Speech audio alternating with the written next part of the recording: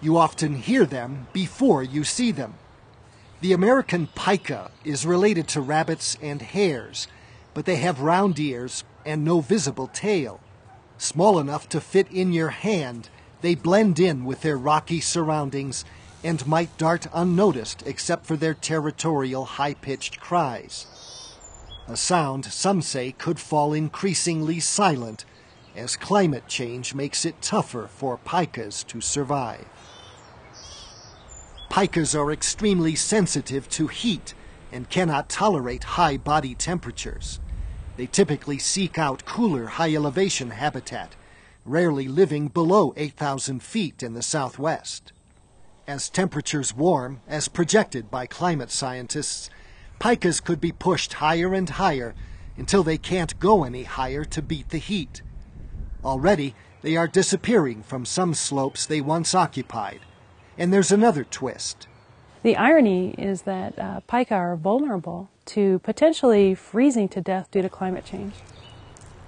Other animals that have to deal with winter conditions, most will either hibernate, stay where they're at, but hibernate, or migrate. And pikas don't really do either. They will be active throughout the winter, but in order to do that, they have to use these subnivean tunnels, which are basically a series of tunnels that they create that are underneath the snow. Snowpack potentially protects pikas from sub-zero temperatures, and as they lose the snowpack, pikas are potentially exposed to freezing over the winter. Eric Beaver studies pikas across the West, including in some surprising places like the lava beds of southern Idaho. They can give us a story that spans a tremendous geographic region. They have several provinces in Canada, states from New Mexico over to Montana and Wyoming to the West Coast. Their vast range allows scientists to see how climate affects this species in many different situations. Already, some models project pikas could disappear from about half the areas they now occupy.